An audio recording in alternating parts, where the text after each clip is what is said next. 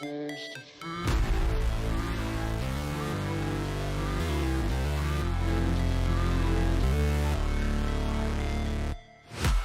break, always fight, never quit, do it right, play the game, win it life, have no shame, there's no time, feel the pain, live the grind, I could change, in my mind, pick a lane, commit and climb, the only way to win it life, I never miss that fact, taking big.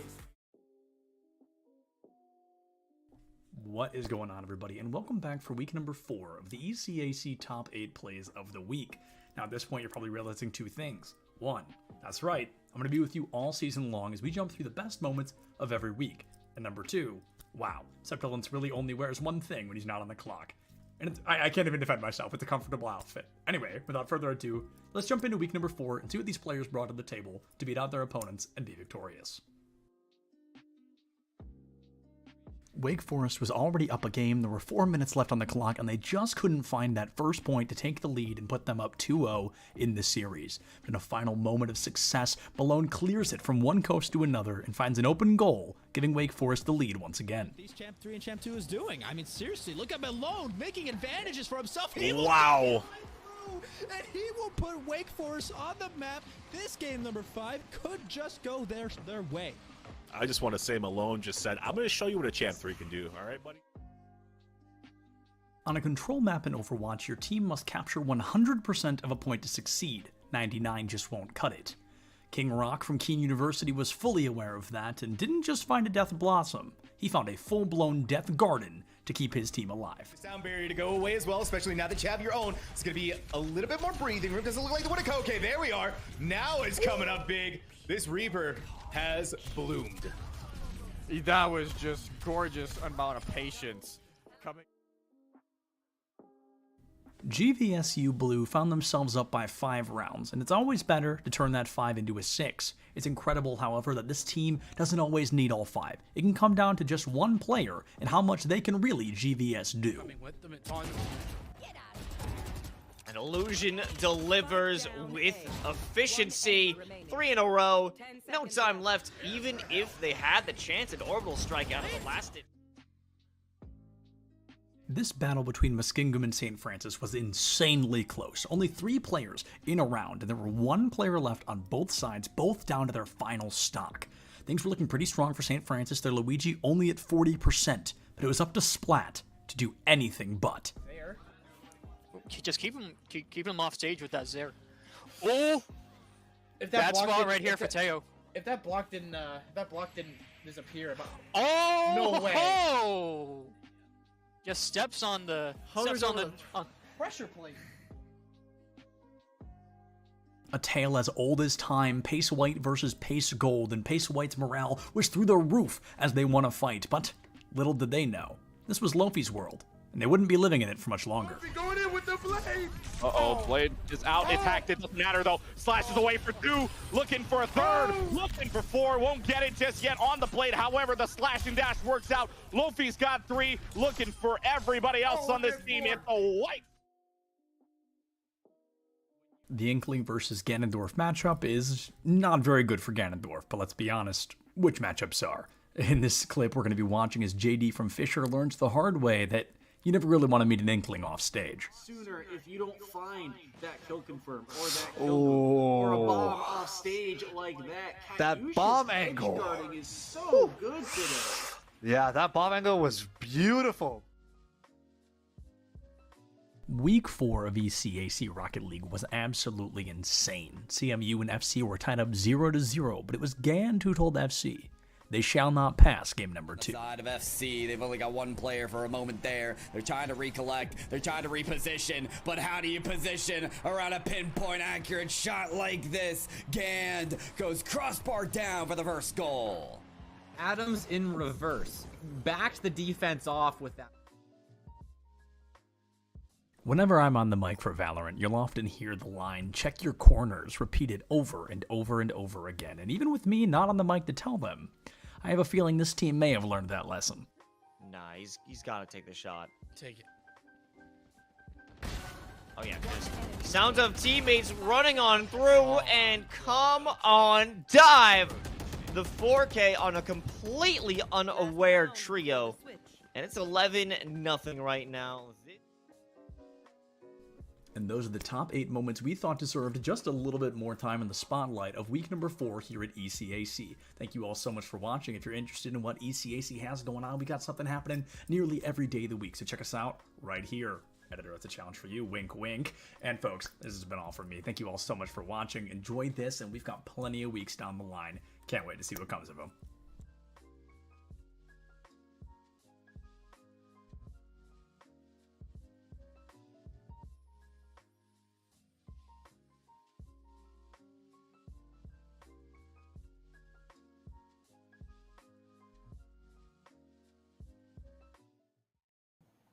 And there's so many other jobs as well that can translate out of this experience in esports. The only path is not just as a player. I think all of us are representative of jobs in esports, but it mirrors traditional sports in pretty much the same way. You've got, you know, broadcasters, you've got production people, you've got marketing and sales, and now NIL and things like that. But really, esports is kind of a great accelerator for a lot of new businesses that are coming up in the metaverse and Web3, and there's a lot of new technology that is going to be needed. And so these STEM students that are also esports athletes are really the future workforce and leaders of tomorrow. And you know, us as well as all of our brand partners that we work with really recognize this. And I think that's really, you know, a key driver of why brands are in this space. They want to be part of building that future workforce and leadership and shaping it and supporting it. So, yeah, it's been a very interesting space to watch. And we offer such a big, we offer such a big counterpart to traditional sports also, because it's a counterpart, but it's also the same, is what I'm trying to say. Because when you're traditional sports and they're done after their 2-a-day workout and they're done after their practice scrim, they're coming home to play Call of Duty and relax and put their feet up and get a drink and play video games. It grows their brain, problem-solving skills, and their hand-eye coordination while they're home. Hand-eye coordination, if you're a football player, massive skill. So it helps build those things while they're off the field. And then for us, vice versa, if you're an esports athlete, one of the errors I had growing up when I was competing in esports is that I was not active enough. I played sports, I competed a little bit, but I wasn't active enough truly when I look at it. So that's one area that esports players can learn from in terms of activity and physical and the marrying of both. People say, oh, sports and esports, video games. Not really. We're just kind of the tech industry's competitive form of competition, as to where traditional sports are more physical, hands-on. So I believe in the marrying of these two sectors and that they actually live together while also being counterparts. Well, I think then to speak to something about marrying, right, from traditional to esports, that to me speaks to this whole new thing, at least again from you guys, right? You guys have more traditional sports background, right? Paul, Mike, and all of that. But I think let's talk NIL then, because I think that's something that I think is really interesting, that at least when I heard about it, right, of what we're trying to do with, you know, esports athletes, schools, programs in general, because it wasn't something you would think normally, right? You could understand, right, football player on the field, star quarterback, it makes sense, right? The guy is somebody that everybody knows on campus, whether you're on the team, off the team, or you're just going to the school, it makes sense. But I think, you know, nowadays it's not as common, or people don't think that they could be somebody that their name is out there, right? Or that they're known, right? As we're growing the space, as we're putting this together, it almost feels really interesting that, you know, your star entry in Valorant, or your star forward on Rocket League, right? Whatever the case might be, now they can have NIL deals. It's a thing out there, and I think, I don't know, maybe Mike, you want to start off, but I think thank you for teeing that up. So I was talking for too long. I forgot to bring NIL into the mix. So it's a common occurrence, occupational hazard. So I would say that so NIL for I'm sure most of you watching understand what it is, but NIL stands for name, image, and likeness. Name, image, and likeness, that term has been utilized to describe the transition of traditional student athletes, NCAA athletes, and their ability to monetize their name, image, and likeness. It went live July 1st, 2021, and it has continued over the course of the last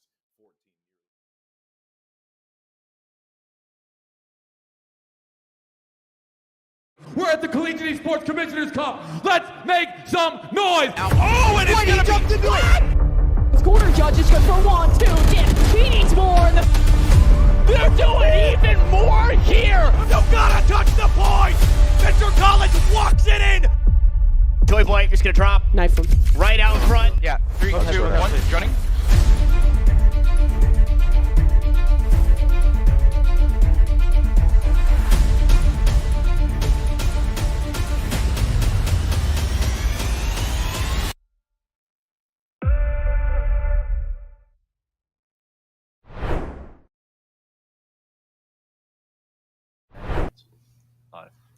Hello, everyone. Welcome back to ECAC Super Smash Brothers here at Esports U. I'm Combo, joined here by the wonderful Miles. How are you doing today?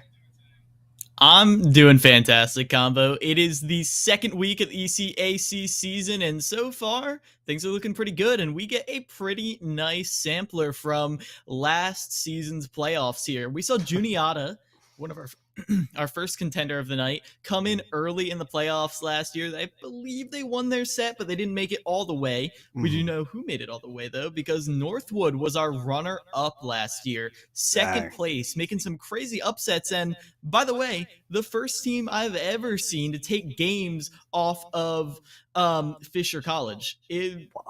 Northwood put up an insane performance in the finals last year, and I'm excited to see what they're doing here against Juniata. Yeah, we got some strong contenders, as you said, right? Both teams here in playoffs trying to make a big run. Northwood especially, runner-up is a huge, huge thing to try and follow up for the next season, because you already know, right? If you can make second, that potential for first is so strongly there. The drive's got to be there, too. I'm so excited to see. Honestly, pretty crazy that, these two teams get to face off so early on in the season.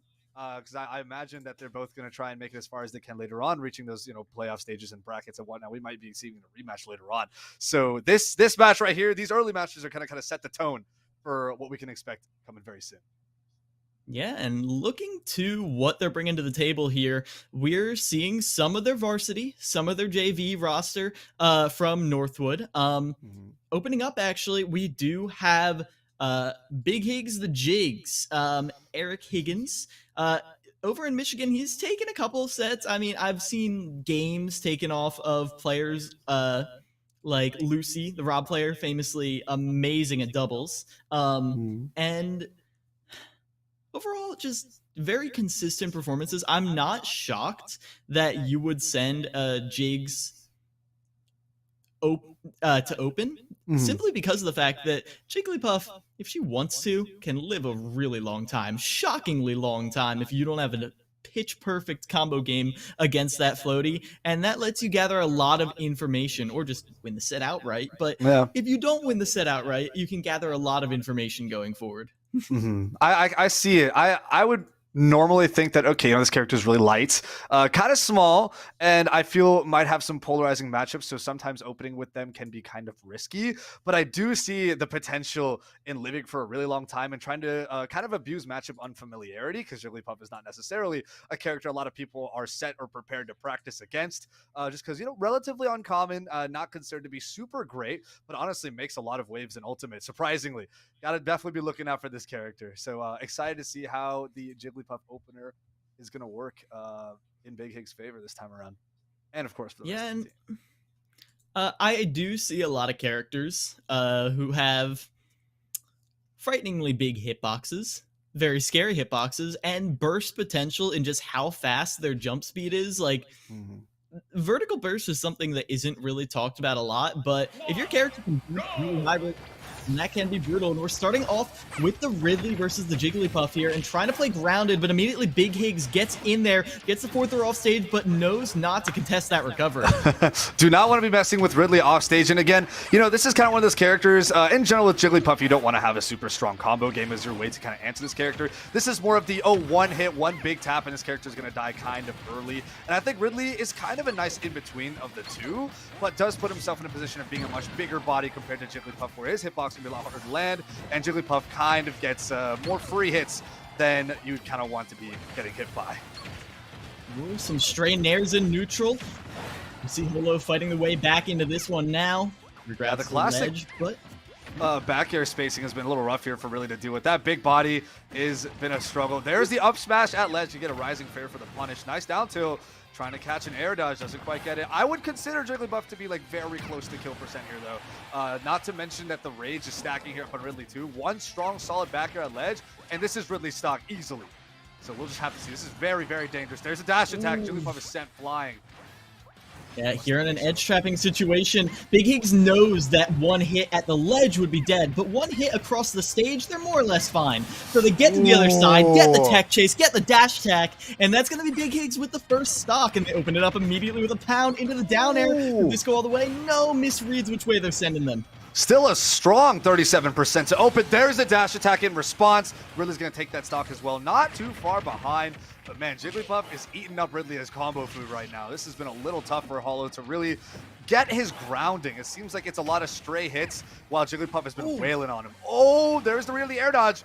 Still not going to be enough for Ridley to recover. Now it's an almost entire stock lead here for Northwood. This is looking pretty good for Big Higgs right now.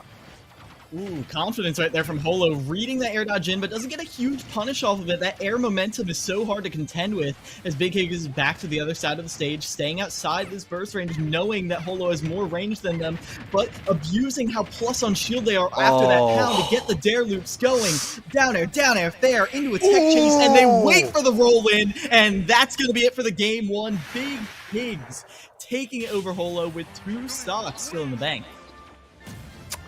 That last segment was absolutely incredible. It's like Big Higgs knew Holo's heartbeat. Literally every single movement that Holo was trying to pull out. Perfect read here from Big Higgs, all the way culminating into a climactic arrest to put everything to an end. That was absolutely incredible. Great start show off there from Big Higgs. Holland played well too. I think there's a lot of potential in the Ridley Jigglypuff matchup specifically. I'm not sure if they knew that Jigglypuff was going to open or not, but I think Ridley's a matchup I think is pretty playable in this case. But man, it really just seemed like Holo was getting hit by almost everything that Jigglypuff was throwing. Whether it's off stage or on stage, Holo could not deal with his own size with Ridley, and Jigglypuff got a lot of free hits back and forth. And ultimately, Big Higgs is going to move on here with 2 stocks. Now the question then becomes, how are we approaching Jigglypuff from here on, right? Because I feel like Jigglypuff is one of those more easily counter-pickable characters. If you've got nice disjoints or if you're really fast, good airspeed, and like a very solid recovery that's hard to gimp, I feel like a lot of Jigglypuff's strengths and ability to abuse other characters kind of goes out the window. So for example, I like Lucina. I think, her up B is really nice. Just go straight down vertically, up B up, back to stage, right? Disjointing, spacing. She has decent speed on the ground as well. I think she'd be all right.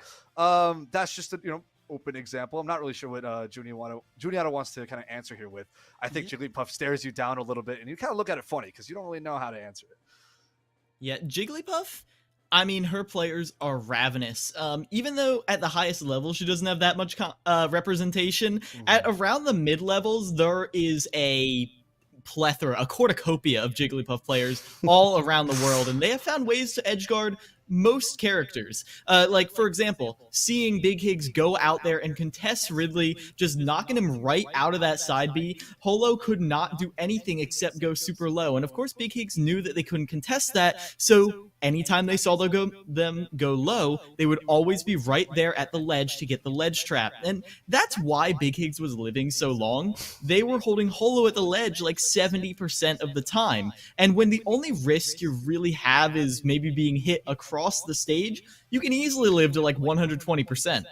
Yep. Very smart utilization of player strengths and character interactions that gives Big Higgs that really solid advantage. So we'll just have to wait and see what comes next. If I could give one thing to look out for in this next set, or next game rather, Big Higgs' use of soft nair to set up tech chases was crucial in that set. That's how they set up most of their edge guards. They would get soft nair into either a dash attack, or they would read the tech and get a forward air. Or, as you saw right there at the end, they were getting a feel for what Holo would do after that soft nair connected. And they just sat and waited and rested. And even if Holo doesn't roll in there, Big Higgs is still in position to dash in and try and get a dash attack or a grab or something. Super great. Yeah, the soft nair did come in super clutch, actually. Now I'm thinking about it more. Also, approaching Dare on shield. I think Ridley was specifically struggling a lot with dealing with not a lot of super great instant out of shield options that Jigglypuff couldn't just drift away from. And the shield damage is actually like pretty strong. And eventually just clipping through shield anyways. Shield poke's going to happen. And then it's just free combo from Jigglypuff. We start seeing the Dare loops. But, ooh, looks like we might be looking at a Pokemon battle here since Mewtwo seems to be the next pick. I'm not entirely sure how to feel about this one. Mewtwo is also kind of one of those glass cannon characters where I think he has pretty decent burst options, but again, big body and also dies really quickly. I think the big body is going to be the big killer here in this matchup if this doesn't go in Mewtwo's favor. We're going to have to wait and see how maybe Mewtwo has some specific answers or matchup and how to deal with Jigglypuff. Projectile spacing might help a decent bit, but you do have to be very careful. Already off stage, looking for some gibbs. We got an early up B. Forward tilt's gonna miss. Jigglypuff's gonna recover to center stage. We got Dare loop starting. Here it is. There's the fair. Tries to get a jab on the ground. We get a spot dodge. Ooh, dash attack to get something big. Mewtwo's gonna try to reset here. Yeah, Big Hig's suffocating them right now. Right now, Adam is trying to play under this platform, but Big Higgs doesn't take the bait, doesn't approach too far too fast. And here's the thing. Right now, easily Mewtwo kill percent right now. So light. There are so many setups that don't work on floaties, asterisk Mewtwo. Don't work on teleport recoveries, asterisk Mewtwo. And that's just the bane of this character's existence. And Big Higgs is playing into it a lot right now. Let's see if they can find any of their setups going into the kill. Yeah, very patient game here from Big Higgs because Mewtwo does kind of have the range and spacing advantage as we see that forward tilt and the back are kind of monstrous compared to what Jigglypuff can put out. But oh no, went too deep, got pineappled here by Pokemon Stadium 2. That's an entire stock down. 3 stock lead for Northwood so far. Early pound into Dare. Pack air into another pound. Oh my goodness, almost equal percent. Catch the recovery with the Nair. And another. Nair at ledge is a classic for edge guarding. Yeah, Nair at ledge will cover pretty much everything but roll.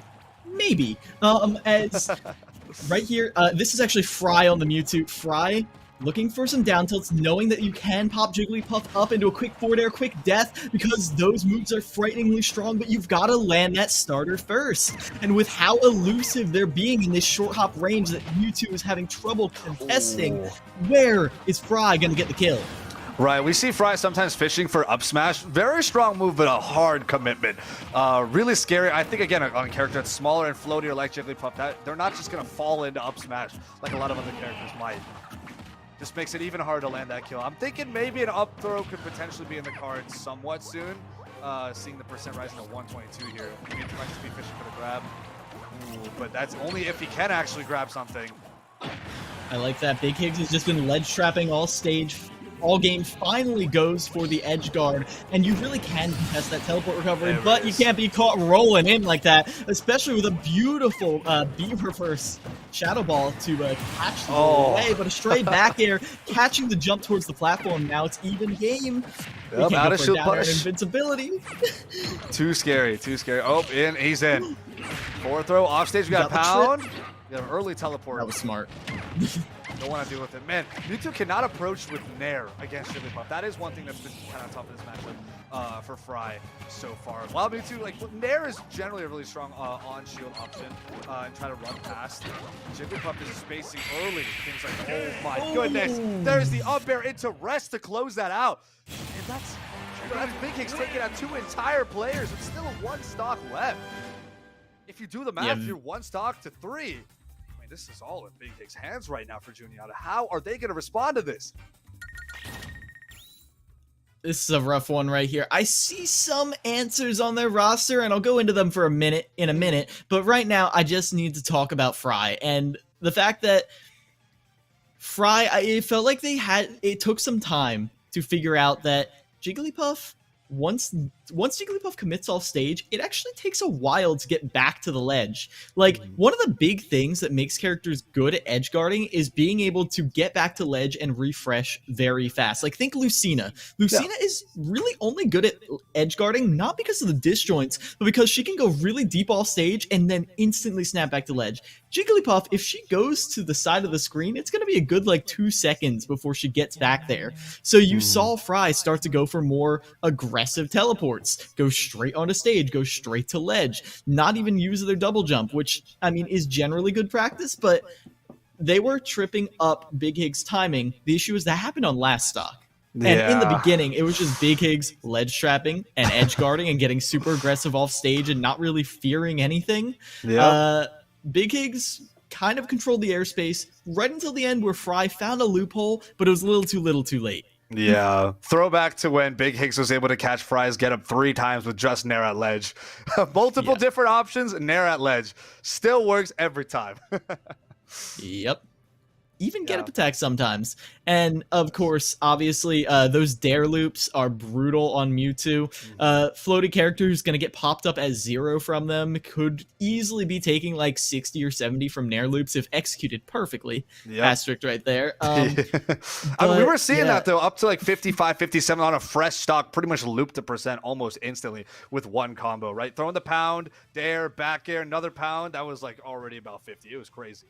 Crazy fast. And with preemptive aerials a lot of the time, Big Higgs was able to get out there off stage and really contest Fry. Like, usually a lot of characters don't like to go all the way out there against Mewtwo, simply because if you get clipped there, and this is the character that, pivoting, this right here is the character that I thought would have been an amazing counter pick. I believe this is Huggies on the Game & Watch. All right. Game & Watch more or less is not going to be edge guarded. Yeah. Is not going to be poked in shield. And is going to kill you randomly at 60 with a down smash. So, like... Although I think Jigglypuff, of all characters, is at less risk of getting hit by a random down smash compared to a lot of others. So I think the killing might be the interesting case of this matchup, but it's also how Jigglypuff actually wants to approach this, right? Jigglypuff cannot just be throwing out aerials on shield, because we know Game & Watch has got that wonderful, beautiful up B that'll punish pretty much anything. And within neutral, Game & Watch is going to be willing to do some disjoints and some farther ranges. Overall, this seems like very hard for Jigglypuff just to find a way in, but I can't necessarily see Game & Watch killing super easily either. So it becomes kind of this give and take of percent, and who really closes out is where this victory lies. I mean, another thing you have to consider is there is something called the orb rule with Jigglypuff's down air to rest. The closer a character is to just a circle, the more down air rest works on them. Game & Watch is pretty circle-ish. So if you see those landing down airs, instead of rising down airs for combo, landing is for killing. And I've seen Big Higgs go for it twice because they're trying to get an early stock. Oh, that was in a roll read, but we had an instant uppy to get out of that situation. Oh, there's the up smash as a punished aerial on shield. Yep. Wasn't even uppy at that point. Commit hard. That is not something I was super expecting to come out against Jigglypuff, but I guess it worked. Yeah, I would not say that Game & Watch necessarily has an amazing offense against Jigglypuff. It's just that Big Higgs has no... Sorry, every time we go back into the lobby, I hear the first 4 notes of Megalovania. It messes with me every time. Yeah. But I would not say that, again, it's a super specific counter, but Jigglypuff just can't really do anything against Game & Watch. Yeah, like, this is a neutral issue. Yeah, if you don't want to play the game, you don't have to. True enough. Game & Watch can sit back and space, nairs and forward airs as much as he wants, and Jigglypuff just cannot approach. Game & Watch is also super slippery on his own end, so Jigglypuff can't really super trap him into those kind of get-up situations or like the kind of free-flowing combos that you would like against the bigger characters. This seems like a... now understanding the match a little more and seeing how it's played out, I can definitely see how Game & Watch is considered to be a strong counter pick here up against Jigglypuff. I was a little bit worried about the killing, and I completely forgot about up smash and its armor and its fantastic anti-air properties and how Jigglypuff is pretty much an entirely aerial character. I think my mind got tripped up on the down smash a little too much there. Guess you gotta go up too. And also, the way Big Higgs was playing, they weren't necessarily always just spacing aerials on shield, like spacing and drifting back. They were always going for these like drive-by cross-ups. Yeah. And for the most characters, that works out really well because Jigglypuff has the highest aerial acceleration in the game. True. But Game & Watch, you can't get away with that. Like, nope. If you're trying to get those very slow cross-ups, he's just going to up B you or up smash you, as you saw there. If it's a really light hit, like a soft fair on shield, that's got to be like you got to be in a world of hurt right there. Yeah, like especially super early on in the distance, like it almost didn't even seem like it was gonna be a cross it. It feels like Jigglypuff might have just landed in front of the Game & Watch right there anyway. So getting that hit so early out without any spacing leaves you prime time to get absolutely destroyed by that up smash, and that is what we saw. But man, I kind of feel for Big Higgs there. It's just so hard to play neutral right there. It really just did not feel like Big Higgs could play a whole lot of the game. Even when there's almost like a tech chase roll situation, we had like an up B like almost immediately. And all sense of advantage that Big Higgs might have gained after like clawing and gnawing for it, completely gone. All gone. And then it's back to neutral, which again, Jigglypuff can't really play. And you're going to hand it all over to Game & Watch. And that's going to be a victory here for Huggles. We're getting a Sephiroth coming out here. I think this might be Sensational, because even though I've seen Sensational on the Falcon most of the time, I do know they have the Sephiroth in the back pocket. We'll see how this pans out. And yeah, that is Sensational. Yeah, Sensational coming out here. I like the distance. I like the ability to poke at the shield, the exact weakness we saw at the end of last game. Tracking down Game & Watch might be a little hard, but I don't think it's undoable. Yeah, I don't think it's undoable either. I do see the speed as an issue, and I do also see kind of the coverage of the moves as an issue. I feel like Game & Watch can low profile something just like a raw forward tilt as an example, and that's something we're going to love seeing, Sephiroth using a lot in terms of neutral gameplay. It seems like it's actually kind of hard to hit Game & Watch, unless it's a hard whiff punish like we saw in the dash attack right there. Very nice opener so far, but I like the Shadow Flare on the... actually does... I forgot about the bucket. Have to look out for that. Every time you put the Shadow Flare on, you know Huggies is going to up B way high and just absorb it. Oh, and that'll give him something to stack up. And you might be getting slammed by a bucket without even knowing it. That's an interesting matchup interaction that I actually didn't know that you could absorb the hit later on. That's pretty cool. Ooh, I like Seth trying to abuse the fear factor right here, knowing how scared Huggies is of just one of these hit connecting. Goes for these fares out of the up B, and really, you're not getting that guaranteed damage you could with a nair or with an up air. Instead, trying to get a read, it's not panning out well, and Huggies is paying for it. Yeah, it's been a lot of stray hits both ways. No one has had a super solid advantage. So far, it's just, one hit. All right, reset to full stage. Right back at it. Oh, man. Look at that down smash. The shield damage right there. Well, Game & Watch still staying alive here. 101%. I don't know how easily Sephiroth can actually land a kill move here. Oh, that's a dangerous down smash, forward smash. Big damage here. Sephiroth should be able to recover very soon. There it is. But the actual killing might be a little tough here for Sephiroth, and that could be Huggies' kind of opportunity to slowly rack up percent and potentially cheese out a kill first. There's a forward tilt to catch the landing. That's going to be one stock down. Juniata only 2 stocks left. Northwood still at 6. I'm loving the way Sensational feints. Like, throws out, like, oh, I'm going to do a dash attack, I'm going to do a dash attack, and then does a pivot forward tilt instead. Like, just switching up what they think, just playing with Huggies' expectations a lot. It means that Sensational's attacks are often quite delayed, but it hasn't really mattered that much thus far, as Huggies does have Sensational off stage. Another opportunity. Ooh, all right. Nair forward air. Catch again with the forward air. What's the ledge option going to be? There's a down tilt. And Game Watch is going to make it back safely. There's a dash attack to get Sephiroth off stage. Are we going to see something crazy here? Oh, there is the counter. Have an up throw up air. Not quite going to hit the second. That's the thing about Bacon Sephiroth. to catch the up B. This one's rough. I can see this being a problem. Dash attack crosses up, just throwing out the dash attack, eventually catching Sensational, going in for the button press with the up smash. Now, here's some damage. Nair, but ooh, great DI. Sensational is able to get into the stage, not away like Huggies was hoping. And now it's Huggies who's off stage, trying to recover, avoids the 2-frame and is right back into the fray. But, oh my god, just forcing Sensational into the corner. Look at this spacing, though, by Sensational. Keeping that perfect distance for the back air is just right out of range, and eventually forcing himself closer to the corner, making Game & Watch a little more antsy, and eventually is able to land a punish, and that's going to be another stock. 2 forward tilts, I really 2 enjoyed kills. the painting. Yeah,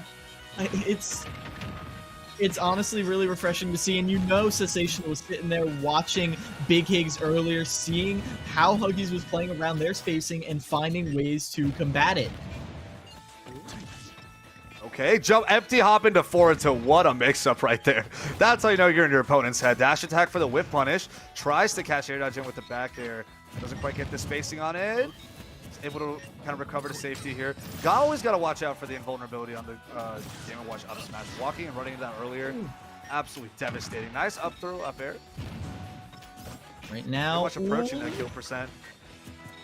Just on platform. Yeah, I like Sephiroth's usage of counter as well to kind of defeat the approach options with bombs and bacon that usually put Game & Watch in a really advantageous position, super scary to deal with on shield. You throw out the counter, it's multi-hit at last, and has so much range that if Game & Watch tries to approach after, it doesn't matter, and there's going to be a back air to catch landing, both at 95% to close out the stock. And that's going to be first game going to Northwood. 5 stocks to none. Yeah. Great play overall from Sensational, and I love how it evolved throughout the game too. Earlier on in the game, we saw a lot of retreating aerials, kind of just inviting them closer and closer. Huggies just wanted to get a hit so badly, and as you could see, that first stock, it was what, 90 to 12%? Like, Huggies could not get in. But then, right there at the end, while Sensational had the lead, they stopped retreating and started just having neutral aerials, just holding like a vertical line, jumping up and down using tilts when Huggies would try and go for a grounded attack, but mostly just holding this line, landing with Nair. And it was working amazingly because earlier in the set, Huggies had learned or been conditioned that you need to go to overshoots. You need to overshoot again and again and again. And then suddenly right there at the end, Sensational just stops going backwards. All of a sudden you're running into a brick wall that is the sword, and it was kind of all she wrote from there. Yeah, the occasional counter as well. Running into the counter is something that I think Game & Watch also kind of struggled with there a couple times, right? Because you think, oh, I'm going to bacon on shield and suddenly I have some frame advantage. I'm just going to, like, run up and cause a mix-up. Maybe I'm going to throw you, maybe do some extra shield damage, whatever, right? It's some standard Game & Watch neutral play with the bacon, right? And then we just have Sephiroth being like, okay, sure, whatever. I'll just throw out my down B, have it tank every hit because bacon is super light. It's definitely not breaking the counter anytime soon. And then throw back a bunch of damage instead and resetting now in Sephiroth's advantage too. The spacing and the range, I considered Game & Watch's size to be more of an issue than it ended up actually being, and Sephiroth was able to land a lot more hits than I was expecting.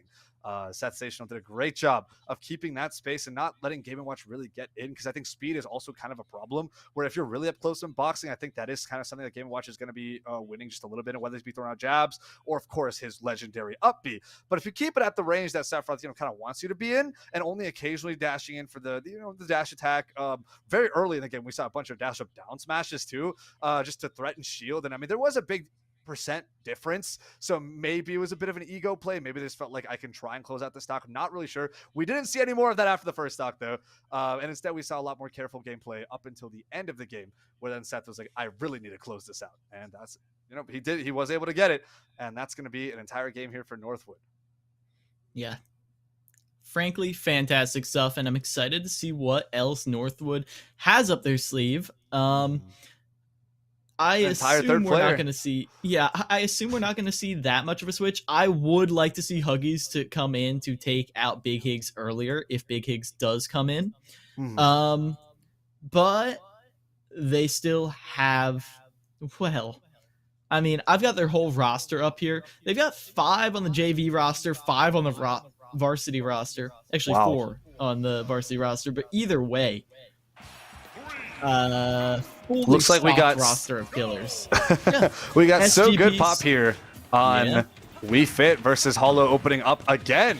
So if they decide to throw out Big Higgs one more time, this could have been another huge momentum shift in Northwood's favor. But turns out they want to mix things up just a little bit and give SJP a chance to shine. Well, I like the patience right there from Holo on the ledge, but SGP is also patient, doesn't overextend here, trying to control under this platform, sees the Holo is trying to go over top of it, starts a combo, but it is not safe on hit. That's going to be Holo getting some damage, holding the ledge trap, pops him up. Can they get a follow-up? No, goes for an early ledge trump, and that's going to be SGP back on stage. Yeah, I'm not really sure what decision-making is right there. They had a great opportunity to catch an air dodge in and go for an insane punish like an up smash or a down smash, and instead opts to drop to ledge for a ledge trump that they may not be even going for, because they could have just drifted back onto stage. that was really odd choice, and not sure if that's what Hollow wants to continue going for. In general, we've seen Hollow getting clipped by a lot of soccer balls and nairs in neutral, and it's really just when Hollow runs in super hard. There's that dash attack, almost taking that stock. PI just barely saved him. Oh my goodness, that full charge neutral almost took out Ridley, and there's going to be a dash attack to close it out. Still pretty close here for Hollow, not too far behind to actually take the stock. A tipper forward, so at that range would have taken it. There's an up smash anti-air, not quite. So close. Even with a bit of charge, that wasn't enough. WeFit is holding on here. So Good Pop is doing a great job at just throwing out option after option off ledge. People are used to WeFit doing the soccer ball off the ledge, but So Good Pop's use of Salute the Sun off the ledge too has been great for mixing up Holo.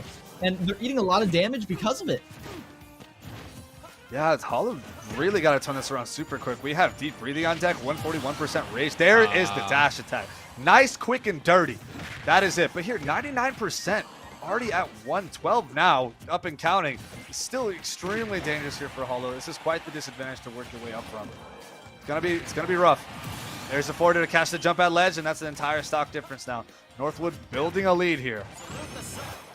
Oh man, soccer ball into and you neutral roll beam. into 58. They're comboing you from the ledge. As right now, So Good Pop pops you up into the platform, and here we go. Holo at 84%. If an air lands, that's easily kill percent right here, and WeFit kills off the top. So be aware of that up air. But no, Holo is able to use that extra jump to get back to center stage.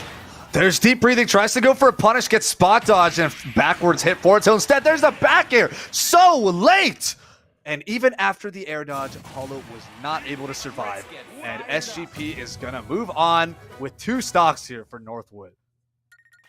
This is big. This is big for Northwood. Just like we saw last time with Big Higgs moving away with 2 stocks, SGP looking to make the same kind of impact here for Northwood University. This momentum is really what Juniata wants to stop early on, because otherwise you could potentially have another middling matchup that, you know, SGP is somehow going to be able to walk away from, and that's leaving you at worst, you know, 7 stocks to 3. Math is not in your favor there. So you got to stop the bleeding now. Let's see what Juniata wants to throw out in response. Not really sure if they have anything super clear cut that does insanely well. I mean, Huggies and Game & Watch, fundamentally sound character. I think most matchups you can kind of throw in Game & Watch and do okay. Worst case, I think that kind of applies here, but I think Game & Watch is good specifically because of the chef. And not only just the chef, but the bucket. Those two in conjunction means you can bait an aggressive option with chef, force them off a ledge, and then throw out the bucket. The bucket will either reflect the soccer ball or absorb the Salute the Sun. Now, that is not a catch-all. We have seen SGP get aggressive off the ledge, but instead, we are going to be seeing Fry coming out again on the Mewtwo, which I don't mind at all. I feel like Mewtwo can, like, against the majority of characters, contest fairly strong off stage, and down smash, frighteningly fast. 2-frame option, edge contesting option, and it just kills you. Kills you dead. Yeah, I'm just a little worried about the neutral game here because, again, Mewtwo is a little tall, a little big, and I can definitely see Mewtwo getting clipped by a lot of soccer balls, and of course getting finished off with the Salute the Sun. Again, lighter character, dies kind of early. I do think approaching might be a little tough too, because in case you're not perfectly spacing everything, WeFit doesn't have the worst out of shield options. You know, we can have like this nice, you know, nair on the shield. Ooh, this might be a button check. Seeing Fry dropping off the stage as well. Something might have gone wrong, but we will be returning to the actual match hopefully shortly. Yeah, neutral might be kind of tough. At best, Mewtwo can really space with back air and forward air, but that's not super great. Doesn't have the best shield poke, and again, doesn't even have that much range, and they're not proper disjoints either. So they can all definitely be challenged. We'll see if he wants to try jumping with Nair on shield again as a cross-up option. Definitely good on players that are unfamiliar, but kind of once you get used to the gimmick, it's a little rough. It's a little rough. So really neutral is where the bread and butter of this matchup is going to be played at. And how well they can kind of hold advantage or disadvantage. Because I feel like both these characters be kind of popping each other with 1 or 2 big hits, and then it's back to reset. Is kind of what I'm thinking. But even in that more like quote-unquote reset phase, I think that's a slight advantage, if actually more than a slight advantage to WeFit, because of Soccer Ball and Salute the Sun and Mewtwo's size and not the best speed. So overall, I'm favoring WeFit here. but we'll see what they have to show us. They're definitely going to put on something great. Mm-hmm. Okay, we're back on small battlefield. I thought maybe it was a... Okay. This is the real game. SGP going to be starting out here on this side platform.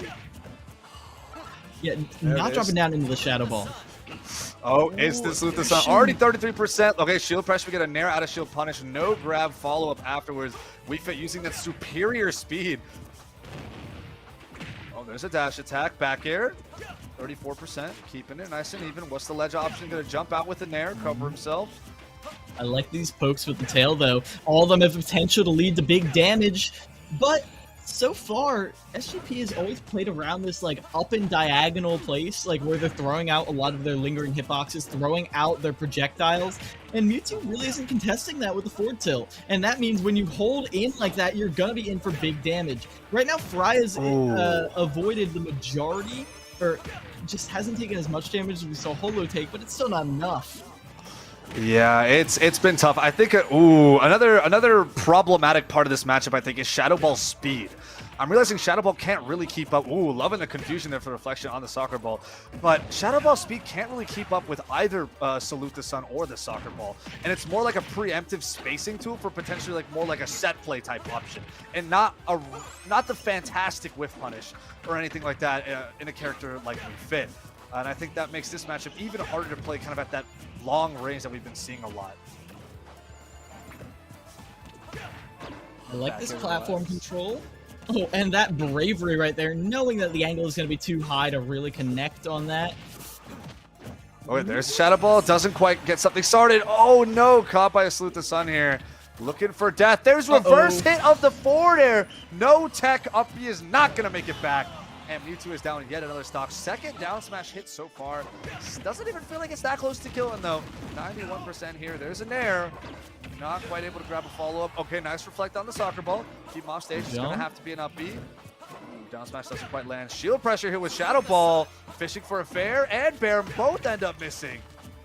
Man, the Soccer Ball gameplay has been fantastic from SGP's side. This is not given an opportunity for Mewtwo to really get in there and hold the ledge. And that was a good idea from SGP, turning around, going for the back air, but that just gave Fry stage, and they ate almost 70% for it. They're at kill percent right now, combo, and it's not looking pretty for them, especially as they get buried. Absolutely over, Miles. Man, I was kind of talking about that long-range neutral being a huge factor here, and it's just it really seemed so hard for Fry to try to find a way in at all. Getting clipped by Soccer Ball left and right, Reflex not even being super consistent at throwing it back, and of course ledge trapping was also so hard because Soccer Ball is at such a low angle that WeFit could throw it out, keep it low to the ground, even if Mewtwo reflects it. WeFit's back on ledge, no issue for him, and now it's a whiff punish because confusion is super lag. Either a whiff punish or at least a free reset to getting back onto stage. In either way, that means Mewtwo can't hold advantage, and you're going back to a neutral that you're definitely losing. Again, recipe for disaster here for Mewtwo, and SGP walks away with 2 whole stocks. I was thinking at least 1 stock would go down, right? Like, Mewtwo's got kill power, but man, that's a 2 stocks here for SGP.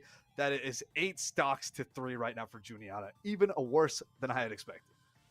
Yeah, SGP in particular was one of the players who went up against our reigning champion Fisher College, and they were holding their own. I mean, obviously it was a tough battle. They didn't win, but they won more games than I've ever seen anyone win against Fisher College.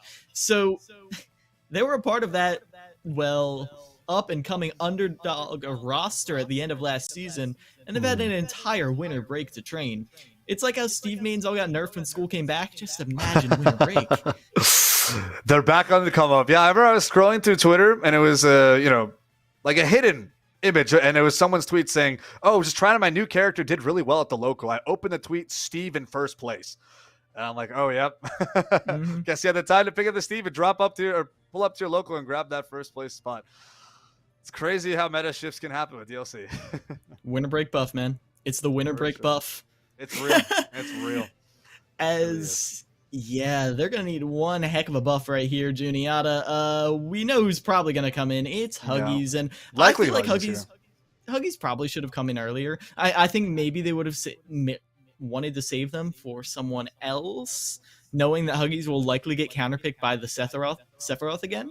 But at this point, the rest of your players are down, and I feel like Holo and Fry could have possibly held their own in another matchup, but thrown into something unfamiliar like that as two big body characters who get caught at the ledge a lot, it's going to be rough. As Huggies, the last defender of Juniata, if Huggies loses these three stocks right here, that's going to be it for Juniata. Northwood will take this 2-0 and win our crew battle for the night. Yeah, a lot is riding on Huggy's shoulder right now. He has to get through 8 entire stocks. I think we might be button checking, or this could be the game.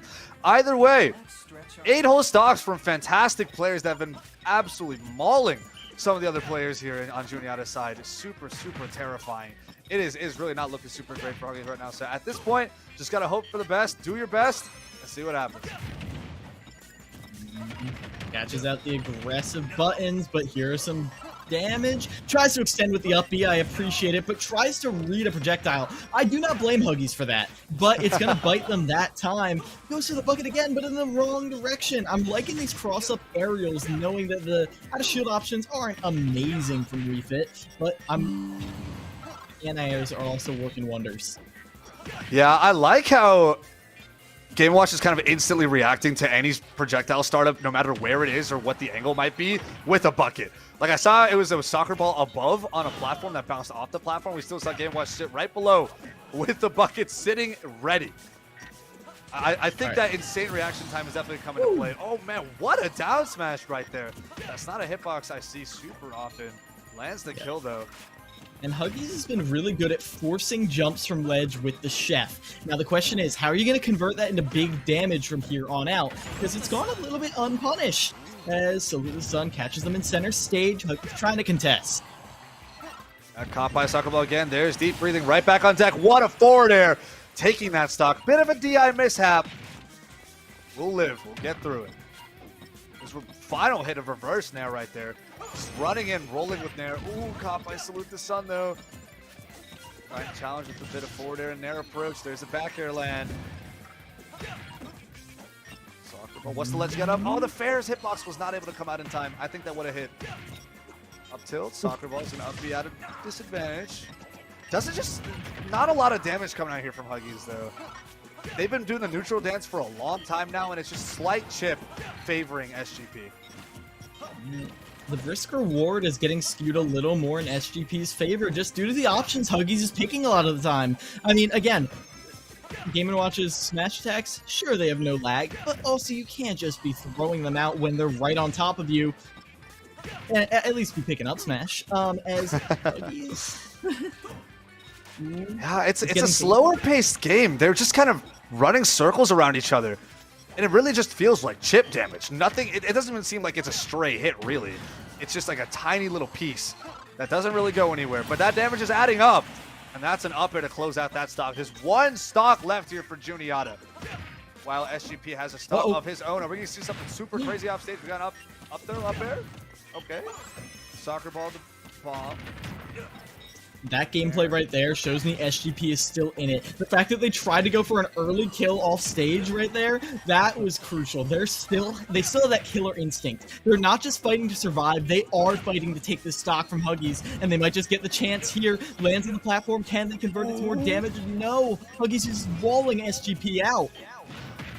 Oh, I saw that up smash startup. I saw it right there. Fantastic grab from SGP to keep himself alive, because that would have been really terrifying. There it is. We're going to see how he's fishing for that up smash a lot more. We're entering that kill percent. He wants to land that one stock and move on to the next. Down air. Oh, what a soccer ball. Dash attack whiff. He's been able to roll past the up smash. There's an air in. Oh, forward air. He air it. Forward tilt. Oh, and that's going to be it. The forward tilt right there at the end. That scramble situation. They were making eggs combo. But they finally, really were. I thought Huggies had such a fantastic idea. There's a perfect setup for an air dodge read. He got the air dodge. He baited it out. But then he aims the wrong way and gets whiff punish and dies off a forward tilt. It's like everything was there. And going back before that, it was like whiffs the up smash, rolls behind, whiffs the header, and all of a sudden they're jumping and diving and weaving, and it was spaghetti. Spaghetti dropped everywhere. And one, it is an indicator of the fact that Huggies was fighting right there, was not giving up easy, even though they saw the comeback coming. And again, I knew that SGP was still in it. The second that offstage interaction happened, where Huggies had just lost their stock, they had retreated to the ledge. SGP tried to go off stage, and all of a sudden they got hyper aggressive, throwing out the header, trying to get like a stage spike or something into some sort of combo into a down air.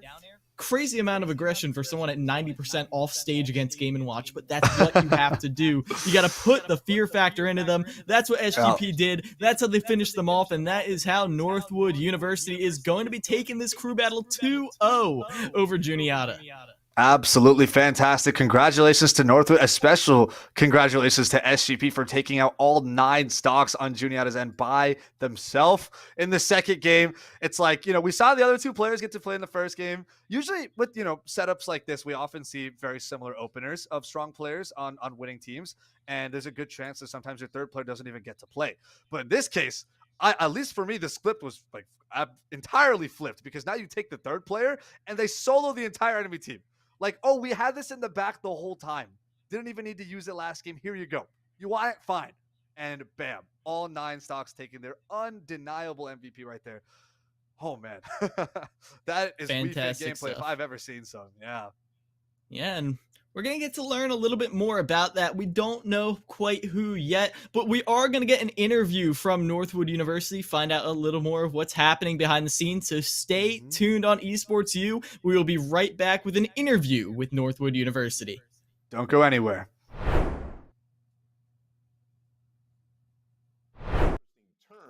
Because it's been co-opted to describe the NCAA's approach to student athletes being able to make endorsement money or be able to monetize any part of their name, image, and likeness. But it's been around forever, right? We've had athletes endorsing brands for over 100 years. Babe Ruth of the New York Yankees was endorsing brands 100 years ago, and it has continued onward from baseball cards all the way through now, where we have lots of different integrations of how influencers can monetize their followings. So what I would say on the traditional side is it's still a very young space. There are a lot of stories out there regarding NIL that tend to focus on the negative, or how out of control, I put in air quotes, it has gotten. But there is still a burgeoning marketplace for many more student athletes that are involved. About 17% of NCAA athletes are currently involved in NIL, but 65% more than that want to get involved and are curious how to get started. On the flip side, brands are challenged with a few different things in the space. There are 10,000 professional athletes in the United States. Once July 1st, 2021 hit, and you dump every NCAA athlete into that space, that's another 500,000.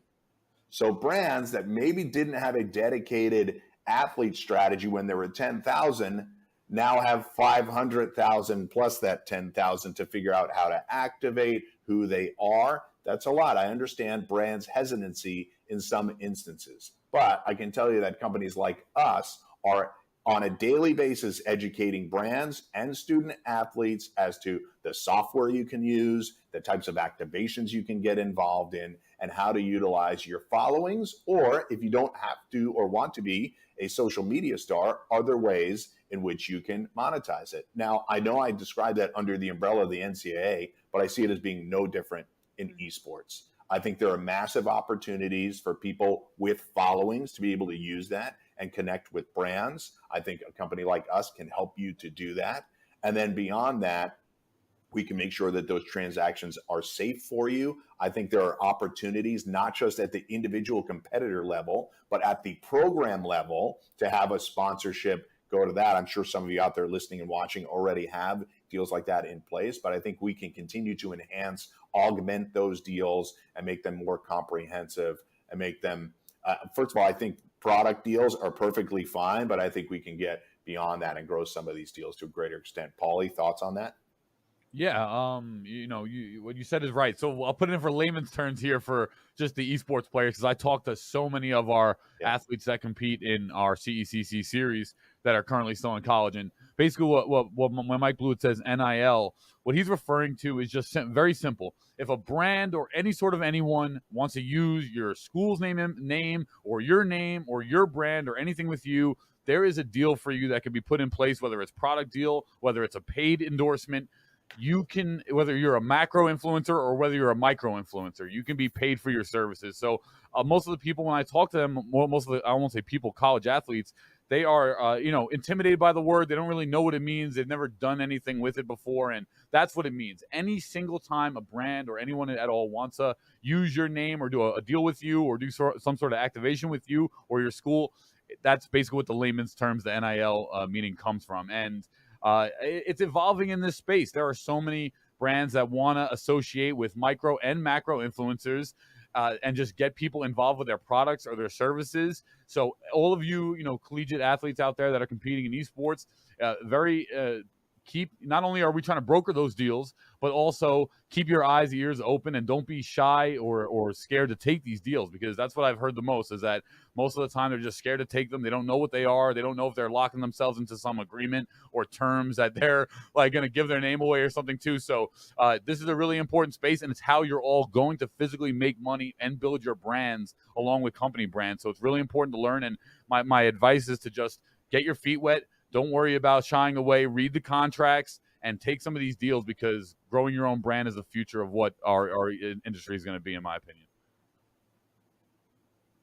Exactly, and if you follow in the pro space, you'll see that the pro teams are not only focusing on competitive play, but a lot of them are focusing on their brand and their cultural importance in the space. And so, one of the things that we do also is help athletes build their brand, build their following, and that's part of what Paulie and Kyler are doing on their side when we do this behind the scenes training. And so, building your brand, this is the creator economy. Anybody and everybody can be anything they want to be. And so we just really want to be the conduit that supports that across the board. Absolutely.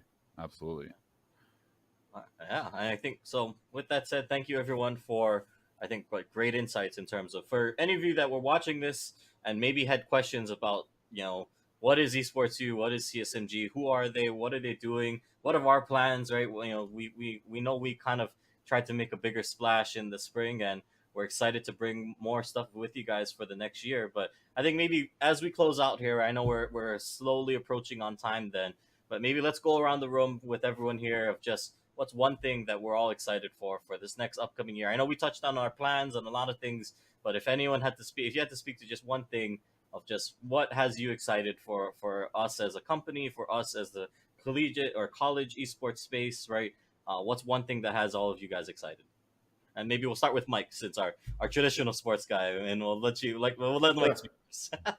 Sure. So I would say many things on the traditional side, but I'll focus on esports. And I'd say the thing that I'm most excited about going forward is, after yet another year of us doing a round of events, I'm excited that more schools will understand exactly what we're doing with our regional events and culminating in CECC and getting more schools involved. I think schools will be more excited to compete in our events because we've established it over the course of a year, and I welcome any and all conversations with getting people involved. I think for me, I'm most excited about the schools and conferences. Mike, that's amazing, and that's so exciting. I'm also excited about the brands that we're starting to be able to get involved in this. In our Commissioner's Cup in last May, we had over 14 brands, blue chip brands, participating in our event. Barbasol, Microsoft, CDW, Morgan Stanley, New Street, Air Force. And so I think brands are really starting to get excited about being involved in college esports, and we're offering them a platform that not only gives them, a big event, a big yearly event, but also regular daily programming where they can have exposure in front of this audience. that they want to build affinity for with their brand. So I'm super excited about seeing the brands get on board and help grow the space along with us. A rising tide lifts all boats, and I think that's probably one of our mottos here at CSMG and Esports U.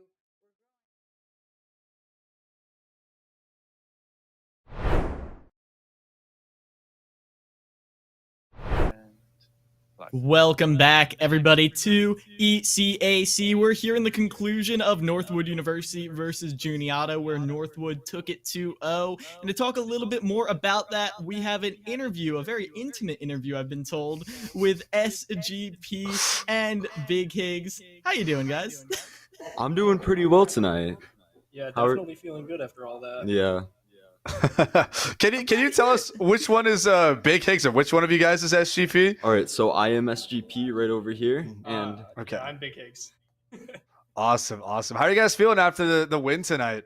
I'm glad that we were able to take the win. I almost didn't wake up for it, so I'm happy I was able to make it out here. So yeah, we had to make a couple phone calls to try to get him awake and get him down to the lab. He was over in his dorms and his phone died, so we had to go through some third-party connections to go get him.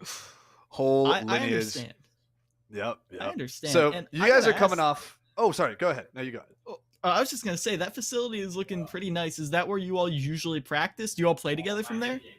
Yeah, so usually throughout the day, there will be different players that come in and out for all of our games, like Call of Duty, Smash Bros, League of Legends, Rocket League, and this is kind of just a place to hang out as well. Some people come in here between classes or after matches. They come in here and just hang out and just find different things to do around the lab. Usually for Smash, we just kind of practice all the time. There's really no stopping that grind. of course, yeah. Understand. True enough. So you guys are coming up as runner-ups from the circuit last season. How are you guys kind of feeling about your position here this season with a lot of returning teams, some new faces, new players, and everything like that? What are your kind of expectations and goals set for yourselves this season? So pretty much it's really good to see all the other teams. Like some people will play. We had a match recently where we played a group in person actually, and I'm just really excited to play the same teams again, make more friends along the way, and hopefully get another win. That's awesome. Yeah. Fantastic. Loving the energy, loving the positivity. Let's talk about some of the games, right? Going into game one, we had Big Higgs open up against Ridley and do pretty well, right? And then also playing up against Mewtwo, which looking at it kind of defensively and by their stats, right? They're kind of, taller characters that are on the lighter end, but still like pretty easy combo food. How did you kind of approach those matchups? Did you see them as something somewhat similar, or did you have kind of a different way you want to play versus Ridley compared to Mewtwo? So my first thought going into Ridley was I need to figure out how they're playing their neutral. I need to know if they are going to try to approach me with their side B, grab me, and just drag me off the stage, or if they're going to send out a bunch of fireballs. And then I had to find a way to play around that. Once I figured that out, it was kind of just play a little bit in the air, just kind of feel out and find my openings. And once I found my openings, I tried my hardest to capitalize off of those, and I was able to. But of course, it's always a little nerve-wracking going into every matchup, not knowing what to expect, and also as a character that dies at 30% and that I can't really do much about. It was kind of the same way going up against Mewtwo. I needed to figure out how they were going to use their Shadow Ball and try to find ways around that. I also needed to figure out how they were going to time their jumps off stage so I would be able to punish their recovery options. So that took a little bit of thinking too. Definitely was able to figure that one out, and I was able to capitalize off of that. There were a couple of combos that I was looking for to get a nice little spicy rest, but I wasn't really able to find very many of those. I know I had an up air rest, and then I had a roll read, but I mean, they're pretty nice. I saw 1 pound you hit at like 28%, and I had my fingers crossed. I'm like, pound rest. I saw it, but you played it safe. I respect the safe gameplay, but I felt it in my soul. Oh yeah, there is a combo that I haven't seen anybody else use.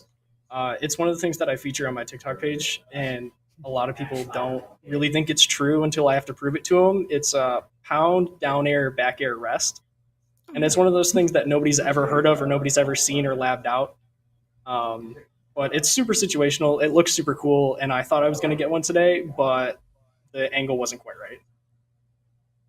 Shame, a shame. And SGP, moving on to the second round, you had kind of a clean sweep there. So I've got to ask, first of all, were you paying attention? Were you watching in that initial game? Do you mean the first game? Yes. Okay, so I was watching a little bit. It was pretty much me able to use the first game to be able to adapt easier against these players. They played really well against me from the start, and I was luckily able to adapt and learn, especially off of jump habits, to be able to take the wins that I was able to. And that's pretty much the only reason I was able to win with one stock left. Yeah, and that one stock, going into that scramble situation at the end, I want to ask, what was the energy like in the room? What was the energy like in you as you were both just trying to get that last hit? Yeah, it was pretty much just me focusing as much as I can with Big Higgs and another player here looking at the stream and hoping for the win also. Now I was able to clutch it out, so that's all that matters.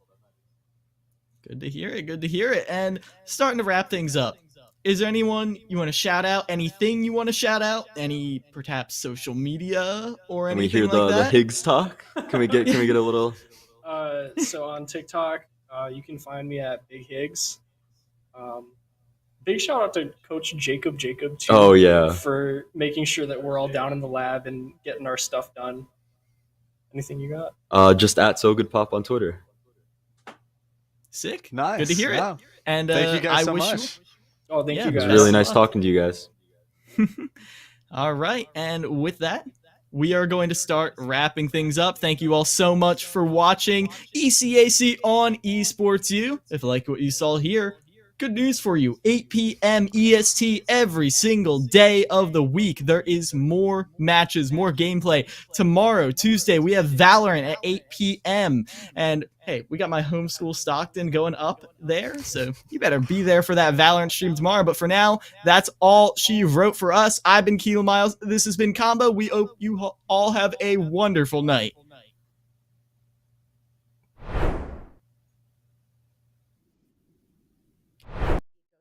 For all parties involved.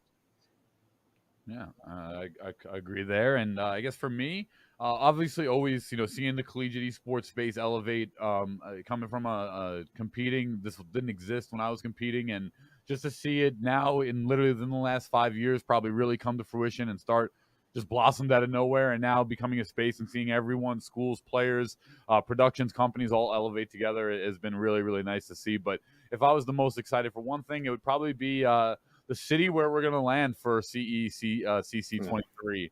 I'm really excited to know where we're going to be. There's a lot of great cities. I mean, I personally would love for it to come to New York, despite whether we got a positive bid or not. I want it to come to New York, but I just think the atmosphere in New York when you throw an event here is just super magical, especially in the summertime. But either way, I'm really excited to see where it lands. Tons of great cities, tons of great opportunities, and yeah, who knows? And I think that's going to be the most exciting process for me.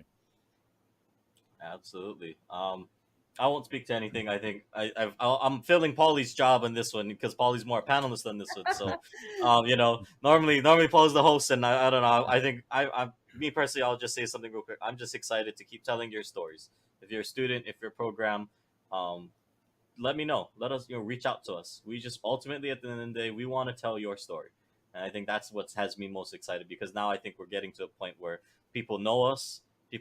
I hope you guys trust us, and and we just want to keep expanding and growing the space. So with that, Paulie, I won't make you do the weird thing where you got to toss to yourself, unless you want to do that. I don't know. Actually, you might have a way of doing this. All right.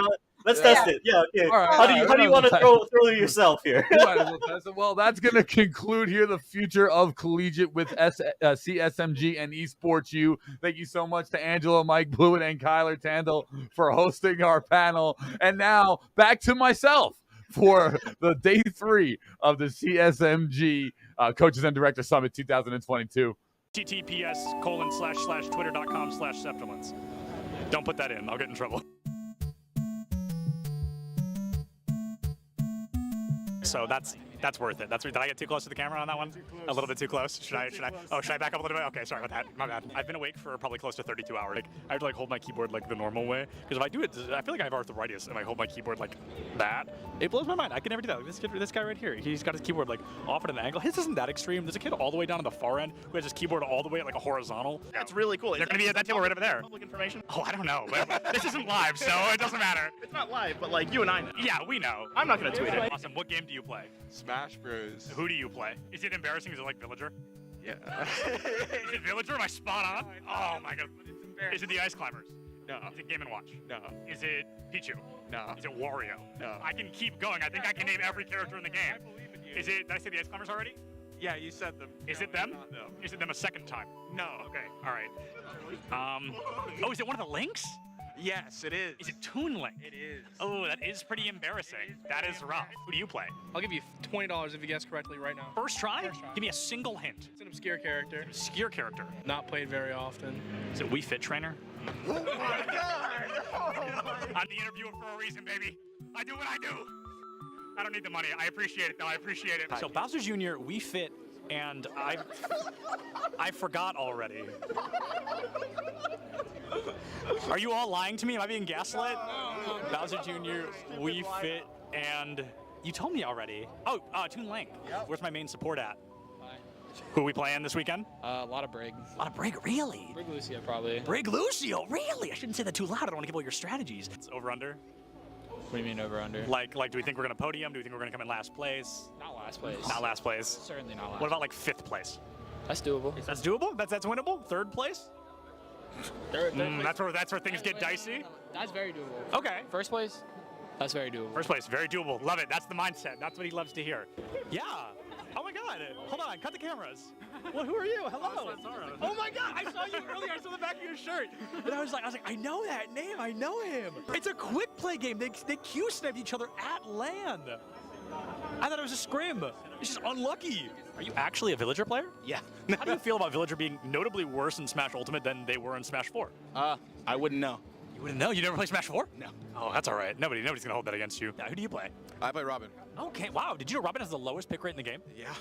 Isn't that crazy? Come on, the LEDs, it looks just like Samus. Huh? Do you disagree? I guess I can see The Samus vibe. Show the controller to the camera. We're interviewing. This is recording, by the way. Surprise. Not my controller. Who do you play?